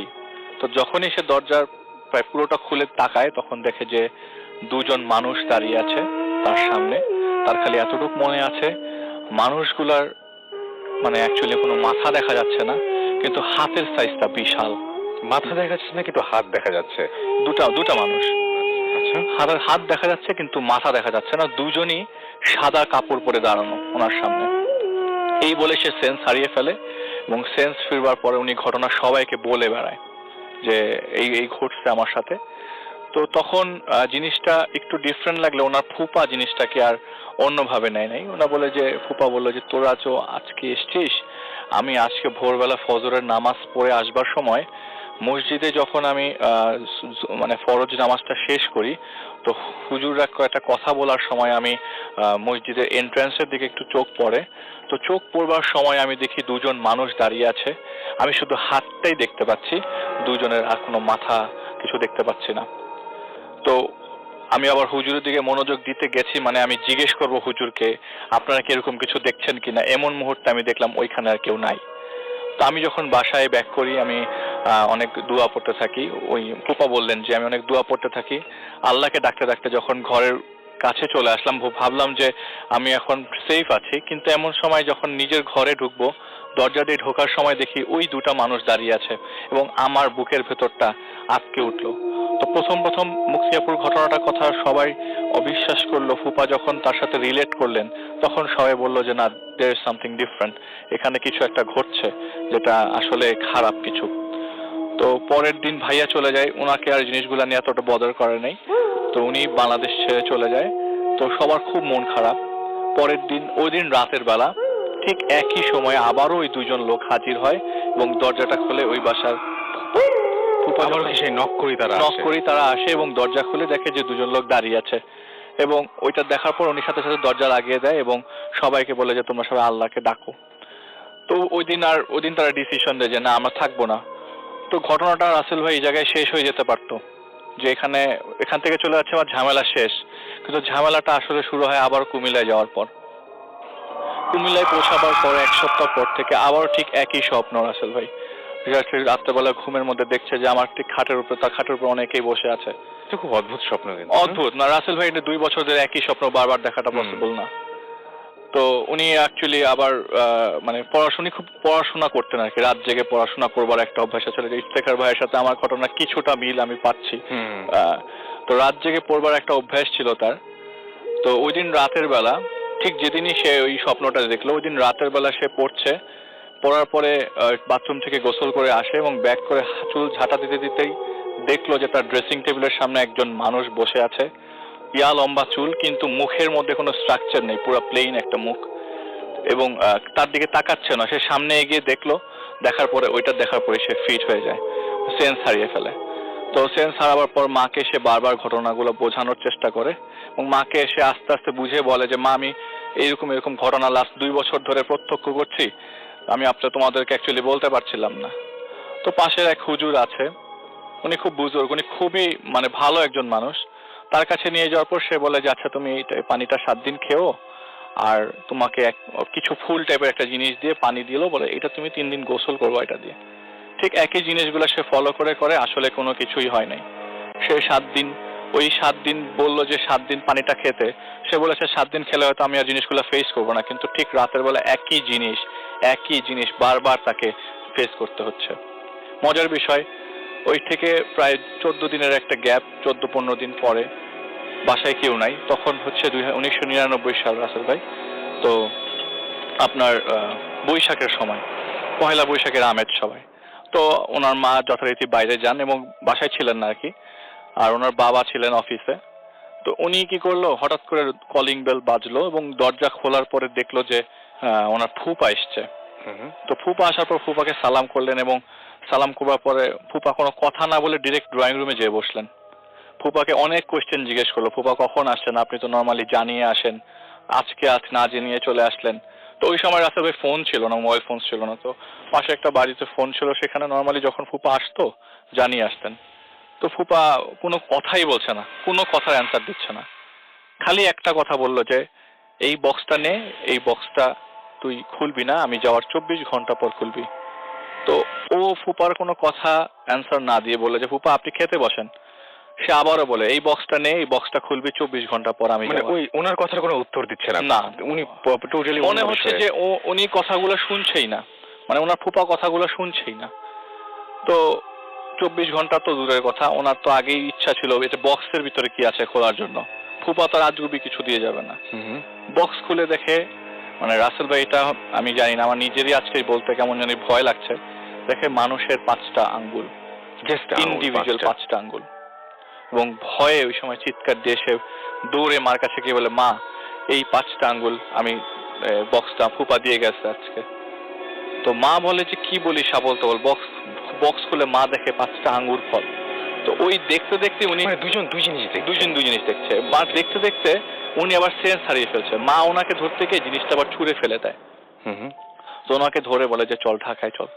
ওই দিন রাতের বেলা এই কন্ডিশন দেখার পর মেয়ে এতবার সেন্সলেস হয়ে যাচ্ছে, একটা মা বাবা এটা একসেপ্ট করে নিবে না। তারা অবশ্য ওই দিনের সাথে সাথে ঢাকায় নিয়ে আসে এবং ফুপির বাসায় নিয়ে আসে। তো ফুপাকে বলছে যে ফুপা এই জিনিসগুলো আমি দেখলাম। তো ফুপা বলে আমি তো যাই নাই, আমি গেলে তোকে এই জিনিসগুলো কেন দিব, তোর মা এই জিনিসটা কেন দেখবে। তো এখানে ডক্টর দেখায় এবং ডক্টর বলে এটা কন্ডিশনাল হ্যালুসিনেশন হতে পারে, আপনি ওষুধগুলা খান, এই ওষুধগুলা খাওয়ার পরে দেখা যাক, আপনি আমাকে 1 মাস পরে আবার একটা ভিজিট দিবেন। তো ডক্টরের কাছ থেকে যাওয়ার পর সে কুমিল্লা আবার ব্যাক করে। 2-3 দিন তার ঘুম খুব ভালো হয় রাসেল ভাই। এরপর থেকে ঘুমের ওষুধ 3টা-4টা খেলেও তার ঘুম হতো না। দেখো সে একই জিনিস আগে সে স্বপ্নে দেখতো, এখন সে চাক্ষুষ বসে থাকা অবস্থায় দেখছে, তার খাটের উপর অনেকে বসে আছে। এর মধ্যে সে চান্স হয়ে যায় চিটাগং ইউনিভার্সিটিতে। সে চিটাগং ইউনিভার্সিটিতে চান্স পেয়ে যাওয়ার পর ওখানে সব ধরনের ফর্মালিটিস কমপ্লিট করে আসার পরে 1 মাসের ছুটি পায়। তো 1 মাসের ছুটি পাওয়ার পরে সে ঢাকা চলে কুমিল্লা চলে আসে। কুমিল্লা চলে আসবার পরে যেটা অ্যাকচুয়ালি রাসেলে বলতে যাচ্ছে সেটা টোটালি আনএক্সপেক্টেড। এটা হতে পারে 1-2 বছরের মধ্যে এরকম হতে পারে। তো রাত 11টা বাজে, তখন সবাই মিলে কথা বলতে বলতে দরজায় কে জানি নক করলো। নিচের ভাড়াটিয়া মাঝে মাঝে দোকানে যাওয়ার জন্য কলাপসিবল চাবি নক করে। তো আঙ্কেলই নর্মালি দরজাটা খুলে। তো উনি নাকি দরজাটা খুললেই খোলা অবস্থায় দেখে যে তার বড় ভাই আসছে বাংলাদেশে। খুব অদ্ভুত লাগছে সবার কাছে এবং সবাই এতটাই খুশি আবার এতটাই সারপ্রাইজ যে ভাইয়া চলে আসছে উইদাউট এনি ইনফরমেশন, জানাই না। তো সবাই কোশ্চেন জিজ্ঞেস করছে, তুই কখন আসছিস, কাউকে কিছু বললি না, কিভাবে আসছিস, কেমনে আসছিস। সবাই বলতেছে কিন্তু ভাইয়ার মুখ থেকে কোনো কোশ্চেনই আসছে মানে উত্তরই আসছে না, কোনো কথার উত্তরই দিচ্ছে না, কারোর দিকে তাকাচ্ছে না, মাথা নিচু করে আছে। তো সবার একটা কিউরিয়াসিটি থাকে, বিদেশ থেকে কেউ আসলে আমার জন্য কি আনছিস, নিজের মানুষ আসছে, ভাইয়াকে জিজ্ঞেস করছে তুই আমার জন্য কি আনছিস, উত্তর আসতেছে না, খালি একটা কথা বললো, আমি ঘুমাবো। তো মা ভাবলেন যে হয়তো কোনো একটা ঝামেলা হয়েছে ইউএসএতে, নইলে এরকম ভাবে সে কথা বলার না বলার মতো মানুষ না।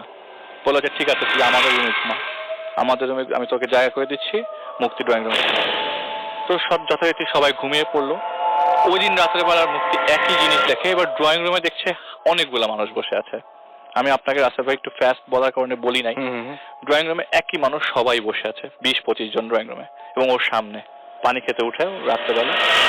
ওই মুহূর্তে কিন্তু ওই যে মা বাবার রুমে কিন্তু ভাইয়া ঘুমিয়েছিল, তো দরজা লাগানো।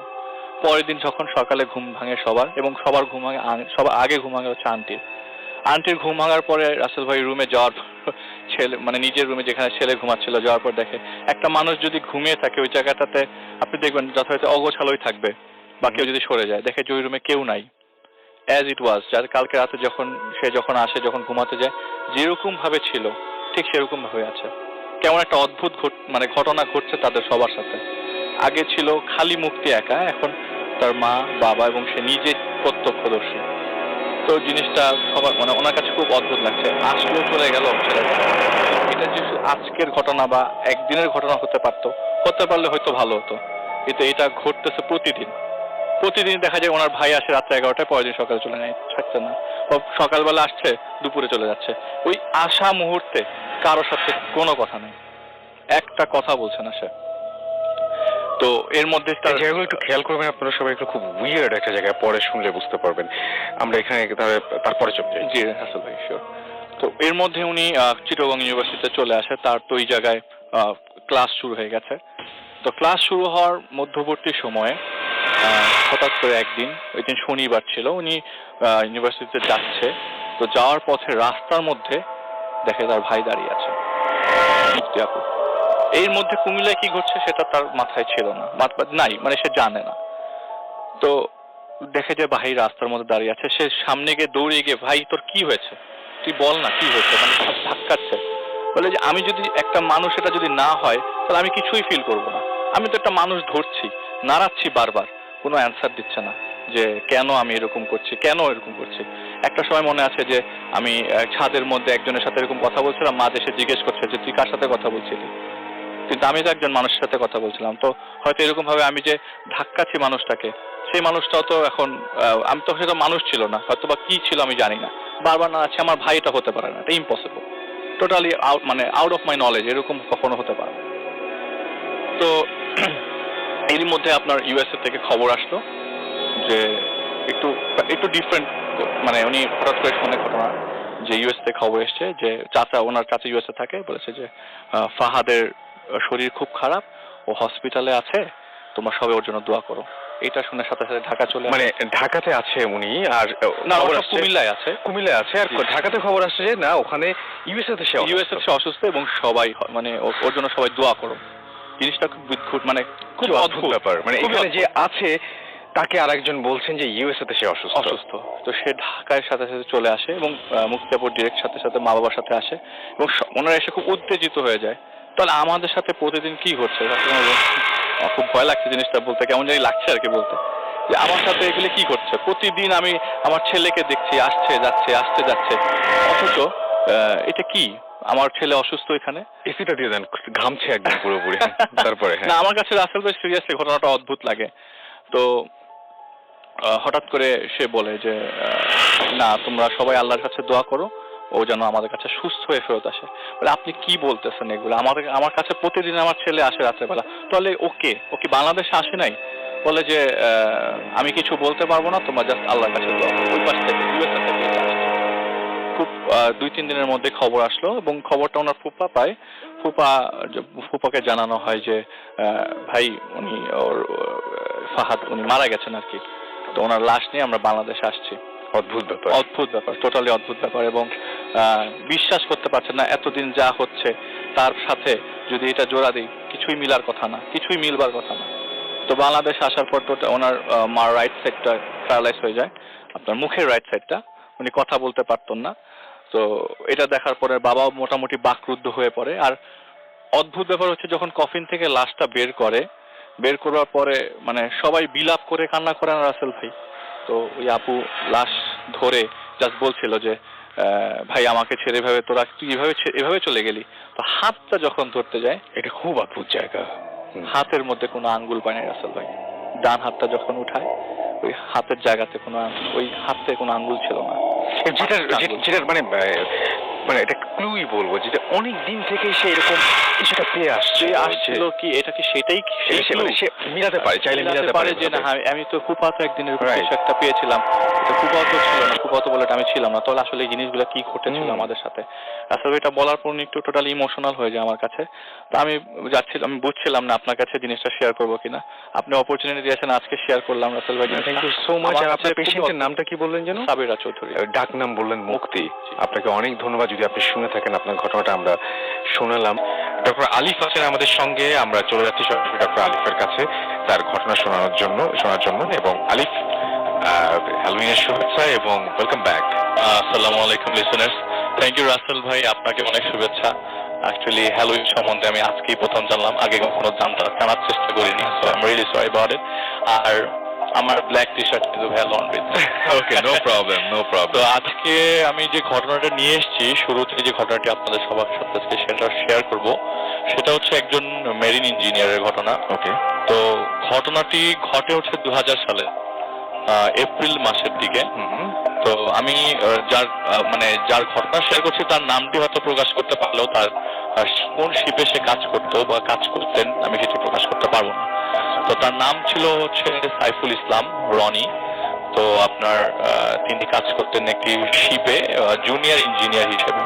যখন জয়েন করে তখন জুনিয়র ইঞ্জিনিয়ার হিসেবে জয়েন করে। তো সেদিন তিনি আপনার ইন্দোনেশিয়া থেকে ব্যাক করে বাংলাদেশে এসে পৌঁছান এবং ফ্যামিলির সাথে 5 দিন সময় কাটাবার পরে তার কল আসে রাশিয়াতে যাওয়ার জন্য। তো রাশিয়াতে যখন যাবে তার আগের দিনই তাকে শিপে চলে যেতে হয়, কারণ যেহেতু সে জুনিয়র ইঞ্জিনিয়ার হিসেবে জয়েন করেছে, তো তাকে অন্যান্য মানুষদের সাথেও কোলাবরেট করতে হতো আর কি। তো যখন তিনি শিপে পৌঁছান এবং পরের দিন চিটং থেকে রওনা দেয় শিপটা, তো রাশিয়াতে যাওয়ার উদ্দেশ্যে শিপটি তখন রওনা দেয়। আচ্ছা। তো আপনার সাগরে, তখন বঙ্গোপসাগরেই বলতে গেলে, গভীর রাত। অ্যাকচুয়ালি রাসেল ভাই বাংলাদেশ থেকে বের হবার পর তাদের আসলে ঘড়ির আসলে সময় উল্টাপাল্টা হয়ে যায় সব। এক্স্যাক্টলি তার সময়টা ঠিক মনে নেই, তো বললো যে রাত, আমার ঘড়িতে তখন রাত 2টা বাজে, তখন এটা বাংলাদেশি সময়। তো আমি গভীর, উনি হচ্ছে বললেন যে উনি গভীর সমুদ্রের মাঝখানে ছিলেন। তো এমন সময় হঠাৎ করে মানে রেস্ট নিচ্ছিলেন, তো রাত হয়ে গেছে, তো আপনার চাঁদের আলো এবং আপনার শিপের যে দরজাগুলো সেগুলো রাউন্ডেড, মানে আপনার মুখ দেখা যায় প্রতিটা দরজা থেকে রাউন্ড। তো সে রাতের বেলা হঠাৎ করে তার মানে মন চায় যে সে বের হবে ব্যালকনিতে। এমন সময় খাট থেকে উঠতে যাবে, এমন সময় তিনি দেখলেন যে দরজার ওপাশে হয়তো কেউ দাঁড়িয়ে আছে। তো তার কাছে মনে হয় তার কলিগদের মধ্যে কেউ। তো তিনি দরজা খুললেন, দরজা খুলে বের হলেন, বের হয়ে দেখলেন কেউ নেই। তো অ্যাজ ইউজুয়াল সে বাইরে বের হয়ে স্মোক করে আর ভিতরে চলে আসে। তো কাজগুলো ওখানে লুকিয়ে লুকিয়ে করতে হয়, কারণ জিনিসগুলো খুবই রেস্ট্রিক্টেড। তো ওই দিন রাতে আর তেমন কিছু হয় নাই, তবে তাকে ওই শ্যাডোটা, ওই ছায়াটা কিছু একটা আভাস দিতে থাকে। তার কাছে কেমন একটা গুমোট লাগে, কারণ লাস্ট 1 বছর ধরে তার কাছে তেমন কিছু লাগেনি কখনো এই ট্যুরে। আর মোস্ট ইম্পর্টেন্ট কথা হচ্ছে রাসেল ভাই, ওই সফরে কোনো মহিলা মানুষ ছিল না। আচ্ছা, আমি আবারও বলছি, কোনো মহিলা মানুষ ছিল না। যে 35 জন ক্রু মেম্বার ছিল তারা সবাই পুরুষ ছিলেন আর কি।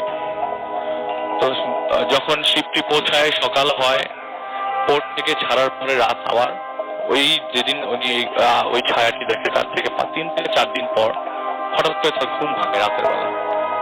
ঘুম ভেঙে তিনি দেখেন যে একটি মেয়ে তার ঠিক দরজাটা ক্রস করে দাঁড়িয়ে আছে। কিন্তু যেভাবে বলছে সেটা তার ভাষা হচ্ছে, আমি কোনো ফেস দেখছি না, মেয়ের কোনো ফেস দেখছি না, তবে তার চুলগুলো উঠছে এবং পরনে তার একটা কাপড় ঝুলছিল, কোনো হাত টাত কিছুই না, আমার রুমের সামনে। আমি মোটামুটি, উনি যা বলে যে উনি মোটামুটি ভয় পেয়ে যায়, এবং ভয় পাওয়ার সাথে সাথে তার রুমমেট যারা ছিল 2 জন, তাদের 2জনকে ডেকে তুলে। তো ডেকে তুলতে লাট জ্বালাতে আর কিছু তখন নাই।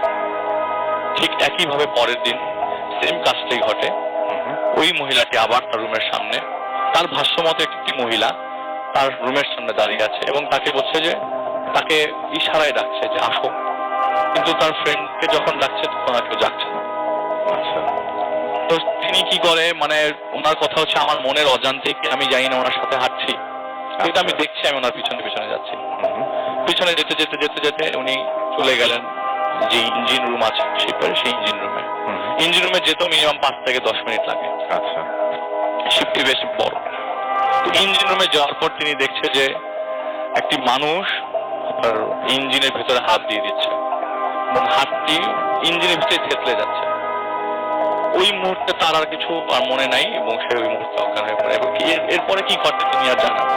আচ্ছা, কিন্তু এই ঘটনার সাথে তিনি রিলেট করতে পারে হচ্ছে ওই পরের দিন যখন তাকে খুঁজে পাওয়া হয়।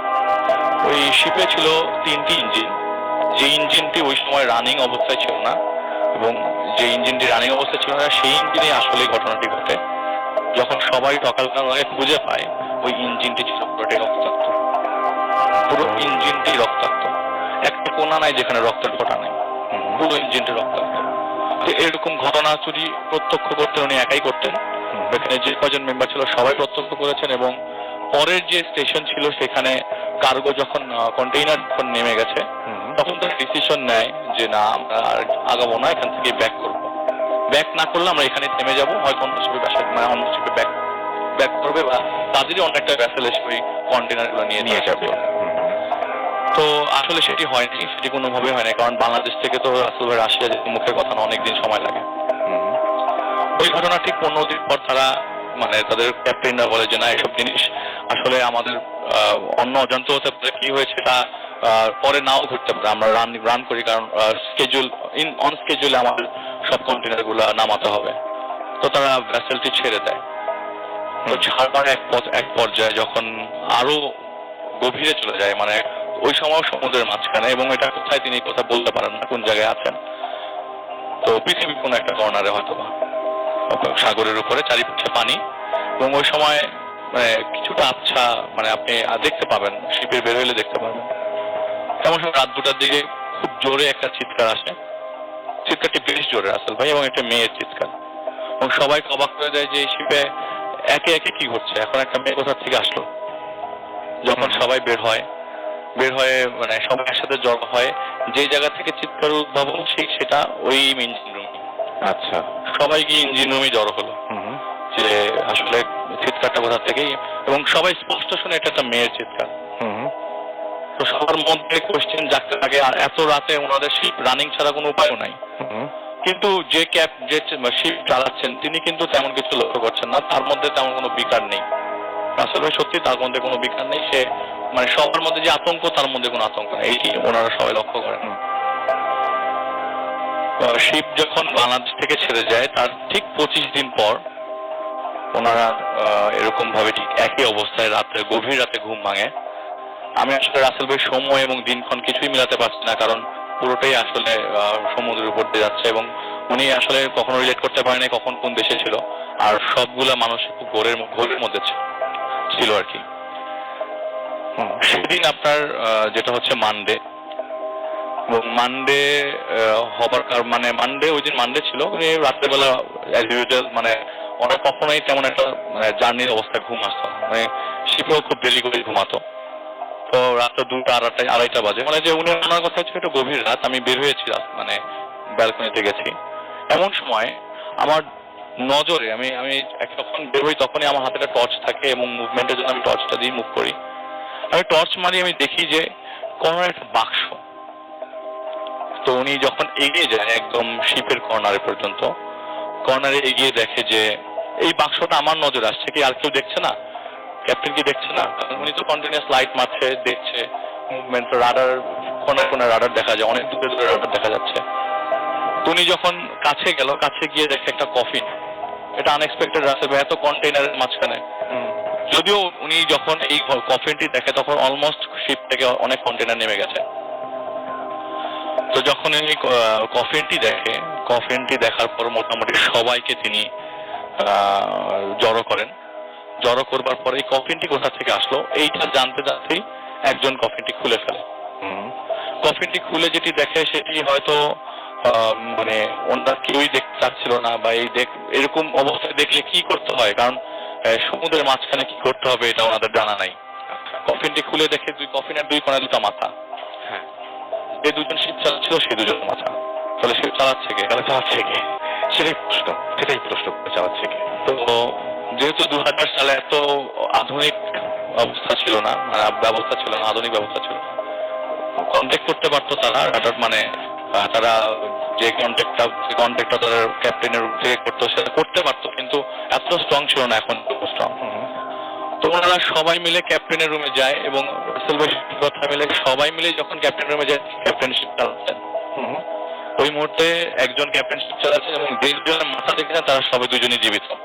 আচ্ছা, 2জনই চালাচ্ছে, তাহলে তারা কারা মাথা দেখলো? এবং সবাই মিলে একসাথে আবারও কর্নারে গেল, কফিন খুললো, কফিনে কিছু পেল না। এই রহস্য উদ্ভাবন করার জন্য অনেক চেষ্টা চালিয়েছে তারা। এই কেন এরকম হলো, কন্টেনারের ভিতরে কি কোনো কফিন ছিল? আসলে কন্টেনার তো চেক করে ওঠানো হয়েছে, কোনো কন্টেনারে তো কোনো সমস্যা নাই, তাহলে এই কফিন কোথা থেকে আসলো? মাঝ রাস্তায় আমাদের শিপে কেউ ওঠেও নাই, এবং সবকিছু রাস্তা এগুলি খুব স্ট্রিক্টলি হয়, প্রতিটা পোর্ট টু পোর্ট হয়। তো এরপরে তিনি যখন বাংলাদেশে আসেন, ওই শিপিং এর সাথে তার সম্পর্ক ওইখানেই শেষ। এরপর থেকে তিনি কখন ওই শিপে কাজ করেন। ঠিক 3 বছর পর তিনি অনেকটি শিপে চাকরি পেয়ে যায়, কিন্তু যে জিনিসটা শেয়ার করতে যাচ্ছিল সেটা সে কখন ভুলবে না। আপনার সাথে ঘটনা নিয়ে আসছেন ডক্টর আলিফ। আমরা চলে যাব সরাসরি আলিফের কাছে এবং তার সেকেন্ড যে স্টোরিটা সেই স্টোরিটা আমরা শুনবো। এবং এটা একটা এই স্টোরিটা কি নিয়ে আলিফ? রাসেল ভাই, এটা একটা নিউবর্ন বেবি নিয়ে, রাইট। এবং এটা অনেক ভয়ঙ্কর একটা ঘটনা। আমরা শুনে আসবো সেই ঘটনাটি আলিফের কাছে। আলিফ, শুনে আসি আমরা ঘটনা। অনেক ঘটনা তো শেয়ার করি, গলা কাটা, হাত কাটা, কাটা। এটা একটু অদ্ভুত লাগলো আমার কাছে। আমারই রোগীর আপন। তোমার ঘটনা ম্যাক্সিমাম সময় আপনার ঘটনা অদ্ভুত হয়। এবার একটু পেয়েছি ঘটনাটা রোগীর কাছ থেকে, পেশেন্টের কাছ থেকে। তো রাসেল ভাই শুরু করি। হ্যাঁ, শুরু আমরা ঘটনা। তো আমার এই যে পেশেন্টটা ঘটনা শেয়ার করে, এটা হচ্ছে তার আপন খালাতো ভাইয়ের ঘটনা। আচ্ছা। তো ঘটনাটি ঘটে হচ্ছে 1997 সালে। যেদিন ঘটনাটি ঘটে এটি বলতে গেলে রাসেল ভাই বাংলাদেশের একটি স্বনামধন্য হাসপাতালের ঘটনা। নামটি কোনো কারণে সঙ্গত কারণে প্রকাশ করছি না। নাই। তো ঘটনাটি ঘটে হচ্ছে শনিবারে। অ্যাকচুয়ালি শনিবারে না, আমি আপনাদেরকে একদিন সকালেই নিয়ে যাই, অনেক রাতের ঘটনা বলি।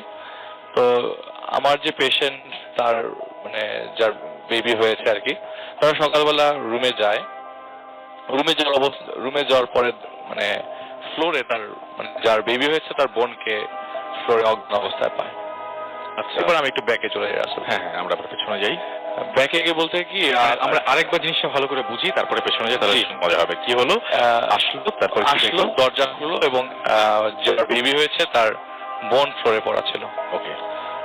তো আমি বোনকে এখন দেখাচ্ছি না রাসেল ভাই। হ্যাঁ, বোনটাকে আমরা পরে দেখবো, আমরা পেছনের দিকে। একদিন আগে ঠিক ওইটা ছিল 17ই মে, লিনিয়ার স্টোরি আর কি। 17ই মে শনিবার। বেবিটা হয় হচ্ছে শুক্রবারে। তো শুক্রবারে দুপুর 4টার দিকে বেবি হয়। দুপুর 4টার দিকে বেবি হয়। বেবিটা হওয়ার আমি বলি আসলে বেবির মা আর কি প্রিমেচার বেবি বার্থ দেয় এবং নর্মাল বেবি হয়। ওইটা হয়তো এত মানে ওই সময় সিজার হয় না, বা বেবিটা 2.2 পাউন্ডস হয় বেবিটা। তো শ্বাসকষ্টে একটু প্রবলেম ছিল, যার ফলে নিউনেটাল ইউনিটে রাখা হয়। আচ্ছা, যাতে একটু শ্বাস প্রশ্বাস নিতে পারে, মানে ইনকিউবেটরে রাখা হয় টোটালি। তো বেবিটা মায়ের সাথে ছিল হচ্ছে যার মানে মায়ের ননদ আর কি, উনিও ম্যারিড। আচ্ছা। রাত তখন রাসেল ভাই, এবার আমি ফুপিকে জাগিয়ে দিলাম বেবির। ফুপি এবার নিজের মুখে যেটু বললো যে রাত তখন গভীর রাত, মাত্র বেডে নিয়ে আসলো বেবির মাকে। আচ্ছা। তো মাত্র বেডে নিয়ে আসার পর তখনও তার জ্ঞান ফিরেনি, কারণ এখন যেমন লোকাল অ্যানেস্থেশিয়া যে আমরা বেবি হচ্ছে, বা এখন তখন জেনারেল অ্যানেস্থেশিয়া দিয়ে হতো, বা যেহেতু বেবির মা আর কি নর্মাল বার্থ দিয়েছে, ওই সময় এত কিছু দরকার হয় না। বাট মহিলা রেস্টে ছিল, তো তাকে বেডে নিয়ে আসা হয়। বেডে নিয়ে আসার পরে উনি ওই সময় ঘুমন্ত অবস্থায় ছিল। তখন রাসেল ভাই গভীর রাত, এবং হসপিটালটা চারিপাশে বলতে গেলে গাছগাছালি দিয়ে ভরা, এবং যে রুমটা তাদেরকে দেওয়া হয় রাসেল ভাই 506 নম্বর রুম। আচ্ছা। তো বেবিটা মা তখন প্রচন্ড ঘুমে, মানে গভীর ঘুমে। তো রাত তখন 2টো বাজে। হঠাৎ করে দরজার মধ্যে সাউন্ড, মানে নক করা সাউন্ডটা একটা বড় মানুষ নক করলে যেরকম হয় সাউন্ডটা সেরকম না, ছোট ছোট নিচ দিয়ে সাউন্ড হচ্ছে, দরজার নিচ দিয়ে নক করা সাউন্ড। তো যিনি ছিলেন উনি মনে করেন হয়তো ডিউটি ডক্টর এসছে বা কেউ। দরজাটা খুলি। দরজাটা খুলতেই তিনি দেখেন যে কেউ নাই। আচ্ছা। আশেপাশে হেঁটেও কেউ যায়। সাথে সাথে তো খুললেন, যদি কেউ হেঁটে যেত। লনটা একটু রাউন্ডেড, যে হসপিটালের রুমটা একদম কর্নারের রুম। তো উনি দরজাটা লাগিয়ে দেয়। ঠিক 5 থেকে 10 সেকেন্ড পর আবারও নক হয়। আবারও দরজাটা খুলে, কিন্তু কাউকে খুঁজে পাচ্ছে না, কোনো কাউকে পাওয়া যায়নি। আচ্ছা। তৃতীয়বার, চতুর্থবার, আচ্ছা। পঞ্চমবারের বেলায় উনি বিরক্ত হয়ে দরজাটা খুলে, এবং এমন ভাবে খুলে যে এবার দরজা খুলে আমি ডিরেক্টলি নার্সদের রুমে যাব, কে নক করছে এটা একটা মানে কেন নক এরকম হচ্ছে কেন জানার জন্য। নক করেই দেখে কয়েক সেকেন্ডের মাথায় একটি ছোট্ট বেবি কোনা দিয়ে হেঁটে হেঁটে হেঁটে রুমের ভিতরে ঢুকছে। হেঁটে হেঁটে বলে কি হামাগুড়ি দিয়ে। আচ্ছা। এবং বেবিটা হচ্ছে ওনারই ভাইয়ের বাচ্চা আর কি, মেয়ে। বেবিটা মেয়ে বেবি আর কি। তো সে এতটুকু বাচ্চা তো হামাগুড়ি দিয়ে সম্ভব না আসল ভাই। Newborn baby. এবং মেয়েটা মানে বাচ্চাটাকে ইনকিউবেটরে রাখা হয়েছে। রাইট। সে হেঁটে হেঁটে হেঁটে হেঁটে মানে ওনার চোখের সামনে যেটা হচ্ছে, যতটুকু উনি আবার দেখতে পাচ্ছে যে হেঁটে হেঁটে মানে হামাগুড়ি দিয়ে দিয়ে দিয়ে বেডের কাছে গেল, এবং এই বেডের মানে বেডটা তো স্টিলের ছিল, লোহার ছিল। বেডটা বেয়ে বেয়ে খাটের উপর উঠে গেল। আচ্ছা। এটা দেখার পর তিনি আর নিজেকে কন্ট্রোল করতে পারেনি এবং এক চিৎকার দিয়ে পড়ে যায়। কিন্তু ওই সময় কেউ তাকে খেয়াল করে নাই কিনা জানি না। সকালবেলা দরজা মানে রুমে খুলে তাকে অজ্ঞান অবস্থায় মানে অজ্ঞান অবস্থায় পাওয়া যায় আর কি। আচ্ছা। তো যখন এই সবাই কথাটা জানতে পারে, তখন সবার একটু খটকা লাগে, কারণ প্রত্যক্ষদর্শী শুধুমাত্র ওনার মানে বোনটাই ছিল, যার বেবি হয়েছে তার বোনই ছিল। তো তিনি কি করে হসপিটাল কর্তৃপক্ষকে বলে রুম শিফট করে নেয়। শিফট করে 506 থেকে 309 বেড হয়। আচ্ছা। আচ্ছা। এটা মানে আরেকটু দূরে মানে 4টা রুম পরে। হতে পারে রুমের সমস্যা, কিন্তু ওনার কথাটা কেউ কিন্তু ওরকম ভাবে আমলে গুরুত্ব দেননি, কেউই গুরুত্ব দেন। কিন্তু যেহেতু উনি ভয় পাচ্ছে এবং থাকার মতো রাসেল ভাই উনি একাই, উনি আর কেউ থাকার মতো না আর কি। তো আমি ননদই থাকবো, উনি কিন্তু ম্যারিড, যিনি প্রত্যক্ষ করেছেন তিনিও ম্যারিড। ওই দিন রাতের বেলা রাসেল ভাই, রাত তখন 2:30 বাজে, বেবি তখন স্বয়ং রুমের মানে মানে ওইখানে ব্রেস্ট ফিট করতে নিয়ে আসে, বেবিকে ফিট করতে নিয়ে আসে রুমে। তো যেটা হচ্ছে যে ওই সময় বেবিটা হয়তো সুস্থ ছিল বা কিছু একটা, বেবি রুমে ছিল। আবার রাসেল ভাই রাত্রেবেলা নক করা হয়, দরজাটা খুলে দেখে সেই বাচ্চাটা, যে বাচ্চাটা সে কয়েকদিন আগে দেখেছে। আচ্ছা, ভিতরে ঢুকে সে প্রথমে বেডের কাছে যায় এবং সিলিং মানে দেয়াল বেয়ে বেয়ে সিলিং এ পড়েছে। আচ্ছা, এই দেখার পর তিনি ওই মুহূর্তে ওই জায়গা থেকে দৌড়ে গিয়ে নার্সিং রুমে যায় এবং ওই মুহূর্তে ওই বেবির মাও ঘুমেছিল। আচ্ছা, তো যেটি হচ্ছে যে বাচ্চাটা ওই সময় রুমে ছিল, কিন্তু তার কথা হচ্ছে যে আমি দুইটা বাচ্চা দেখছি একই রুমের মধ্যে এবং এই বাচ্চাটাকে দেখছি দেয়াল থেকে বেয়ে বেয়ে সিলিং এর উপরে উপরে উঠে যাচ্ছে। হ্যাঁ, তো আমি উনি আপনার নার্সদের রুমে, নার্সদেরকে জানাই, রুমে আসে, দেখে বাচ্চাও নর্মাল, মাও শুয়ে আছে, কোনো ধরনের কোনো সমস্যা নেই। তাহলে এতক্ষণ ধরে যেগুলো উনি যেটা দেখলো সেটা কি মিথ্যে মিথ্যে? সেটাই তো। তো আরেকদিন ডাক্তার থাকতে বা আর 2 দিন মনে থাকতে বলে বাচ্চাকে, বাচ্চা সহ বেবি সহ। তো টোটাল তারা 4 দিন ছিল। বেবির প্রথম একদিনই সমস্যা ছিল, পরের দিনগুলো তার তেমন একটা সমস্যা হয় নাই। আচ্ছা, কিন্তু লাস্ট দিন যেদিন রিলিজ পাবে তার আগের দিন রাতের বেলা তিনি বাথরুমে ওঠেন। ওই সময় ইয়া সজাগ ছিল, বেবির মা সজাগ ছিল, রাত খুব বেশি রাত না, 11টা 11:30।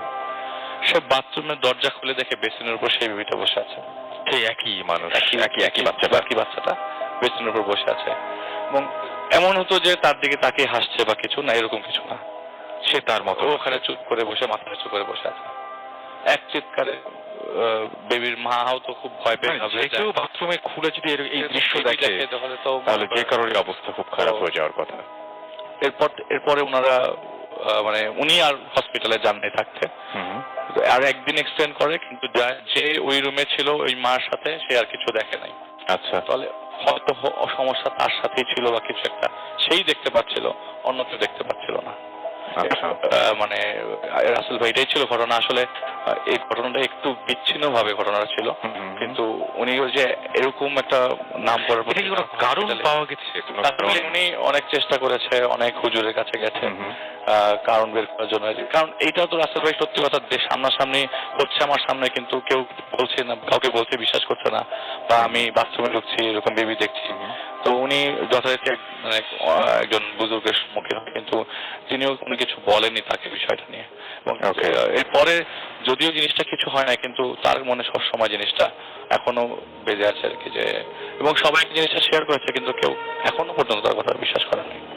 Alright, thank you very much Alif. সেই সাথে আজকে রাতের মতো এখানেই বিদায় নিচ্ছি। কথা হবে আবারও আগামী সপ্তাহে, সেই পর্যন্ত মানে ভূত এফএম আর কি। সেই পর্যন্ত সবাই ভালো থাকবেন, সুস্থ থাকবেন, মোস্ট ইম্পর্টেন্টলি ফুর্তি থাকবেন। যেতে যেতে আরো একবার জানিয়ে দিচ্ছি আপনাকে যে যদি আমাদেরকে ইমেইল করতে চান, আমাদের ইমেইল অ্যাড্রেস যেটা উইচ ইজ ভেরি ইম্পর্টেন্ট, এবং এটা না হলে আমরা আসলে আমাদের এই শো কন্টিনিউ করা ইজ ইম্পসিবল। সো আমাদেরকে অবশ্যই ইমেল করুন, আপনার ঘটনা পাঠিয়ে দিন। আমাদের অ্যাড্রেস হচ্ছে bhutfm@radiofruti.fm, which is bhwtfm@radiofort.fm। আপনার নাম, ঠিকানা এবং ফোন নাম্বার সহ আপনার জীবনে ঘটে যাওয়া বা আপনার জানা সেরা ঘটনা পাঠিয়ে দিন আমাদের কাছে, এবং ঘটনার শুরুতে উল্লেখ করুন যে আপনারা স্টুডিওতে সে ঘটনা শেয়ার করবেন নাকি আপনাদের ঘটনা আমরা পড়ে শোনাবো। কথা হবে আবারও আগামীকাল, সেই পর্যন্ত আপনাদের সবাইকে জানাচ্ছি tata. Bhoot FM, the night.